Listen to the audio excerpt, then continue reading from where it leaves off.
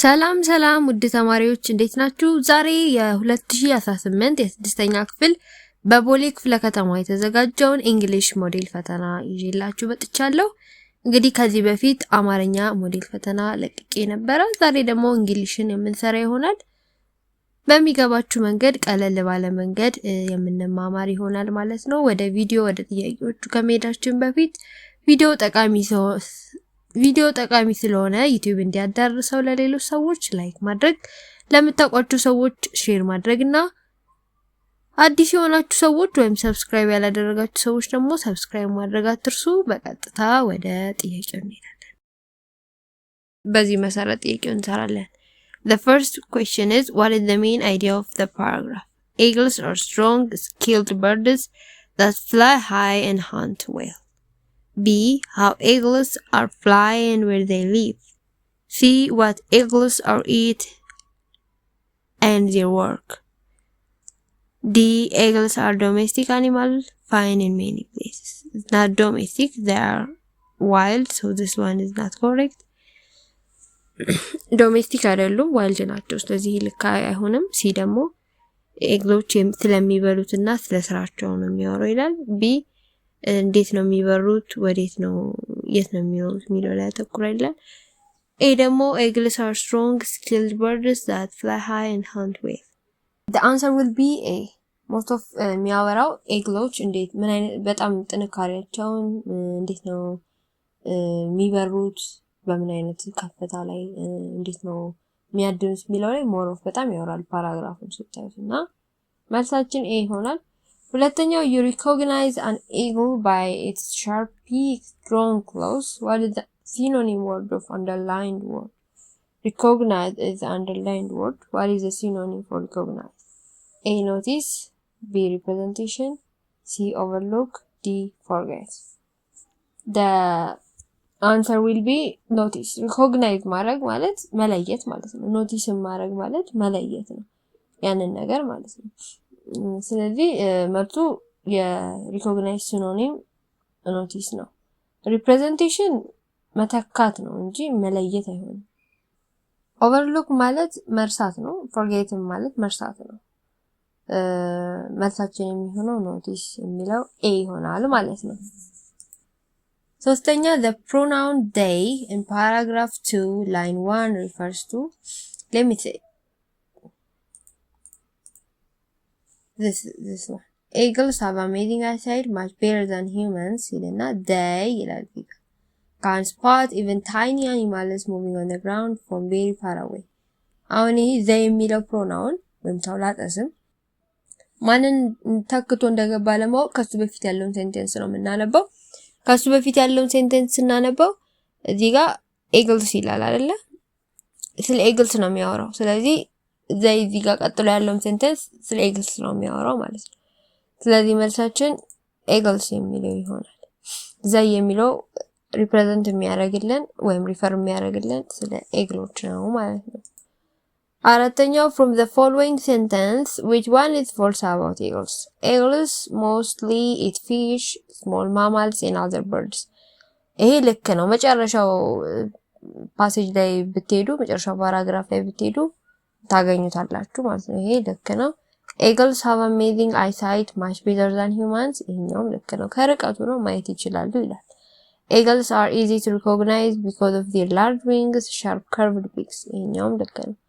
በጣም ሻርፕ የሆነ ከርቭድ የሆነ እንደዚህ የታጠፈ ቢክ አላቸው። እንዲሁም ደግሞ በጣም ትልልቅ የሆነ ዊንግ ወይም ክንፍ አላቸው። በዛ በማየት በቀላሉ ሪኮግናይዝ ማድረግ እንችላለን ይላል ምንባቡ ላይ። D. The eagle is one of the most largest and impressive animal in the world. One of the most impressive ነው። በጣም ኢምፕሬሲቭ የሆነ አኒማል ነው በወርልድ ደረጃ ግን ላርጀስቱ አይደለም። not even close ማለት ነው። በጣም ከሱ የበለጡ በጣም ትልልቅ የሆኑ እንስሳቶች አሉ በአለማችን ላይ። ስለዚህ ላርጀስት የሚለው ስለገባ ይሄ ልክ አይሆንም። መልሳችን ልክ ያልሆነው ወይም ፎልስ የሆነው ዲ ይሆናል ማለት ነው። ፓርት 2 is grammar part ነው። from 5 to 27 ከ5ኛው እስከ 27ኛው grammar part ነው የምንሰራው። አምስቱን ዛሬ ስድስቱን ጥያቄ ዛሬ እንሰራውና ቀጣዩን ደግሞ በሚቀጥለው ክፍል እንሰራዋለን። dash your friends come to school early morning to revise their lesson. dash your friends come to school early morning to revise their lesson. እዚህ ጋር ምን ይላል? ካም ይላል አይደለ? ስለዚህ ፕሬዘንት ነው ማለት ነው። ስለአሁን ነው እያወራን ያለነው። ስለዚህ አሁን ላይ ከሆነ ዌር የሚለው አይሆንም ማለት ነው። ወይ ዱ ነው ወይ ዳዝ ነው። ከሁለቱ ከኤ እና ከሲ ደግሞ ዱዱ ነው ሁለቱ የሚለው ግን መጀመሪያ ያረፍተ ነገሩ መጀመሪያ ላይ ሲሆን የመጀመሪያው ፊደል ወይም ሌተር ካፒታል መሆን አለበት። ይሄ ስሞል ነው ይሄ ማይሆን። አሁን ምን መርጠው ወይ ከኤ ወይ ከዲ ነው ምን መርጠው። ዲ ዱ ዮር ፍሬንድስ ነው አይደል የሚለው ፍሬንድስ ስለሚል ዳዝ አይሆንም። ዳዝ የሚሆነው ለሲንጉላር ነው ለሂ ሺ ኢት ወይ አበበ አለሙ እንደዚህ የመሳሰሉ ሲንጉላሮችን ስንጠቀም ነው ዳዝን የምንጠቀመው። እኛ ግን አሁን your friends ፕሉራል ስለሆኑ መልሳችን ዱ ይሆናል ማለት ነው። do your friends come to school early morning to revise their lesson?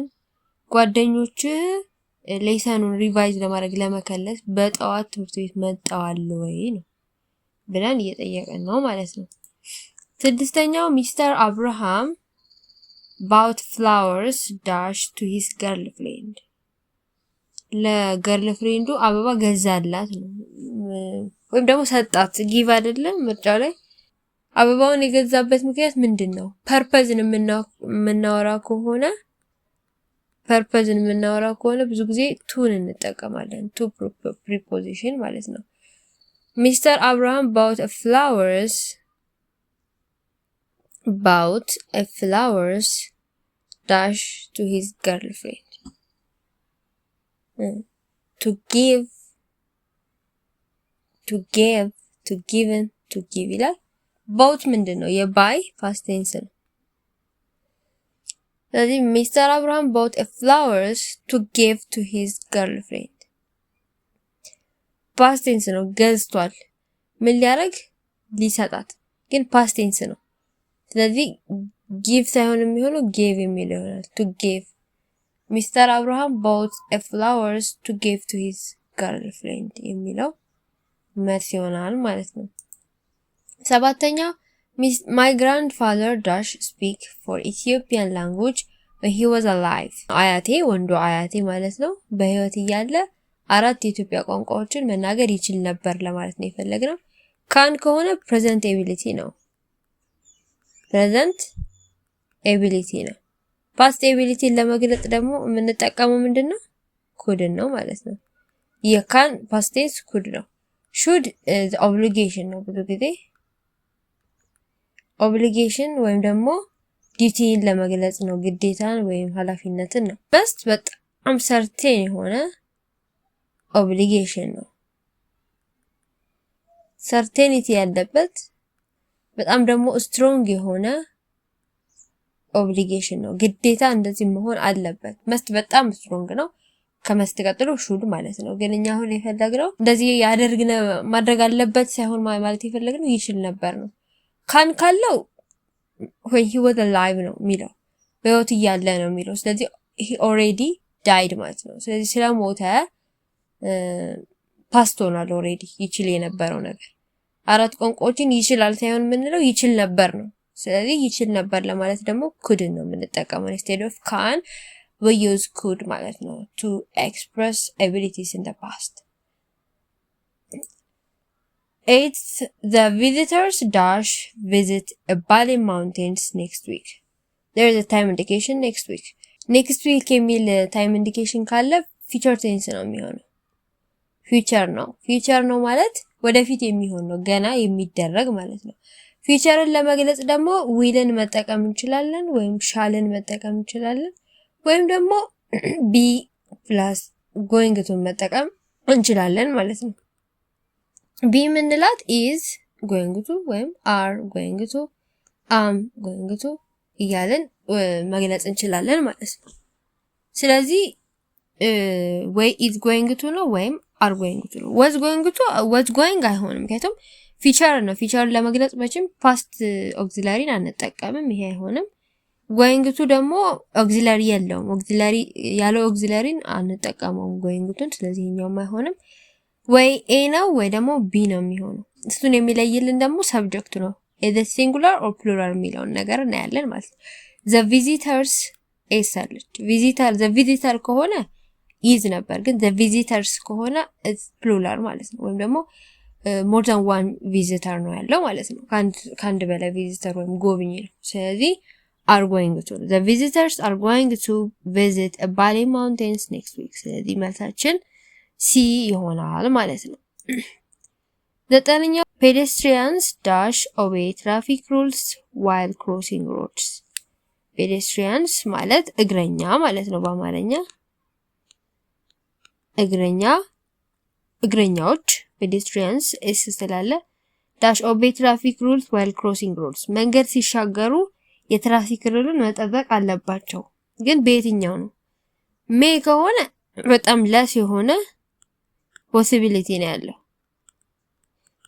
ማለት is about 30% possibility to do that። pedestrians ቢጠብቁ ጥሩ ነው ግን ችግር የለውም አይነት ነገር ነው። ሜ ከሆነ pedestrians may obey traffic rules while crossing road ካልን ሜ በጣም ሎ የሆነ ፖሲቢሊቲ ነው ያለው ወይም ኦብሊጌሽኑ በጣም ያነሰ ነው። ቢ ደግሞ መስት በጣም ሃይ ነው። ይሄ ግዴታ ነው አይደል? እግረኛዎች ሲሻገሩ አስፋልት ሲያቋርጡ የትራፊክ ሩል ወይም ደግሞ የትራፊክ ህጉን ማክበር አለባቸው፣ መብራት ማክበር አለባቸው አይደለ? ስለዚህ መስት ነው ማለት ነው። ዊል ፊውቸርን ለመግለጽ ነው። ምንድነው ይሄ? ኦብሊጌሽን አይገልጽም። ማይት በጣም ከሜ ራሱ ያነሰ ፖሲቢሊቲ ነው ያለው፣ ሎ የሆነ ፖሲቢሊቲ ነው ያለው። pedestrians might obey ካለን እግረኛዎች ምናልባት ህጉን ሊያከብሩ ይችላሉ እያለ ነው። እኛ ግን ማለት ያለብን ማክበር አለባቸው። መስት በጣም ግዴታ ነው ማለት የፈለግነው። መልሱ ቢ ይሆናል ማለት ነው። የመጨረሻው ጥያቄ ለክፍል 1 what is the passive form of once a week ዳዊት cleans the house። እንግዲህ ፓሲቭ ቮይስ እና አክቲቭ ቮይስ ይባላል። አክቲቭ ቮይስ የምንለው subject of the sentence is doer of the action ነው። የአረፍተ ነገሩ ባለቤት ድርጊቱን የሚፈጽመው ነው። ለምሳሌ ዳዊት cleans the house ካለን ዳዊት ቤቱን ያጸዳል once a week፣ በሳምንት አንዴ ዳዊት ቤቱን ያጸዳል እያለ ነው። ስለዚህ ይሄ ዳዊት ምንድነው? ሳብጀክት ነው። ያረፍተ ነገሩ ባለቤት ነው። ድርጊቱን የሚፈጸመው ወይም የሚያጸዳው ማለት ዳዊት ነው። ይሄ አክቲቭ ቮይስ እንለዋለን። ፓሲቭ ቮይስ የሚባለው ደግሞ the subject of the sentence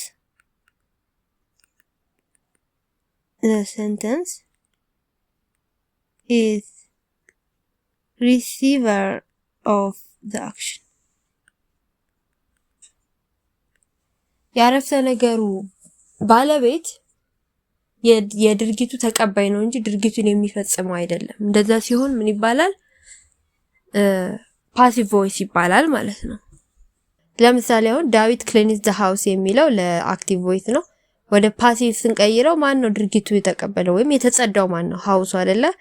the house is ብለን ከዛ v3 ነው የምናደርገው cleaned by ዳዊት ይችኛውን ብቻ ማለት ነው። once a week ከፈለግን መጀመሪያ ላይ once a week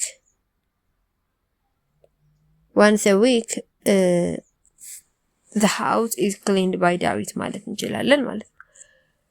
ስለዚህ እንደዚህ ነው ፓሲቭ እና አክቲቭ። እስኪ ነው ኤ ላይ once a week ዳዊት is cleaned by the house፣ በሳምንት አንዴ ዳዊት በቤቱ ይጸዳል እያለ ነው።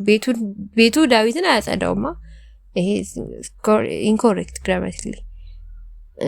B once a week the house is cleaned by ዳዊት፣ በሳምንት አንዴ ቤቱ በዳዊት ይጸዳል። ይሄ ልክ ነው። C the house is cleaned by him፣ clean ነው የሚለው ኢዲ መኖር አለባት። verb 3 ፎርም ነው። ይሄ verb 1 ነው። ስለዚህ ይሄ ልክ አይደለም። D the house was cleaned፣ ቤቱ ተጸድቶ ነበረ ነው። was ነው የሚለው። እኛ ግን እዚህ ጋር ሲምፕል ፕሬዘንት ቴንስ ነው። ሲምፕል ፕሬዘንት ቴንስ ሲቀየርም ሲምፕል ፕሬዘንት ቴንስ ነው የሚሆነው። እዚህ ጋር ፓስት ሆኗል። ስለዚህ ይሄ መልስ አይሆንም ማለት ነው። ስለዚህ መልሳችን የሚሆነው ስለዚህ ቢ ይሆናል ማለት ነው። እሺ ተማሪዎች ለዛሬ ይዤላችሁ የመጣሁት የ6ኛ ክፍል የ2018 ሞዴል ፈተና ይህንን ይመስል ነበር በክፍል 1። በክፍል 2 ደግሞ ከ11 እስከ 20 ያለውን ይዤላችሁ የመጣ ይሆናል። በጣም ትንሽ ደቂቃ ነው ቪዲዮ የሚወስደው። ስለዚህ በአንድ ቀን ሚኒመም ኦፍ አንድ ቪዲዮ ብታዩ በጣም ጥሩ ነገር ነው ማለት ነው። ይረዳችኋል። ሳትጨናነቁ በቀላሉ መስራት ትችላላችሁ። ለሌሎች ሰዎች ሼር አድርጉላቸው። ላይክ ማድረግ ደግሞ አትርሱ፣ ምክንያቱም ለሌሎች ሰዎች እንዲተላለፍ ስለሚረዳ እባካችሁ ላይክ አድርጉ። በሚቀጥለው ክፍል 2 ቪዲዮ እስከምንገናኝ ደህና ሁኑ። ቻው።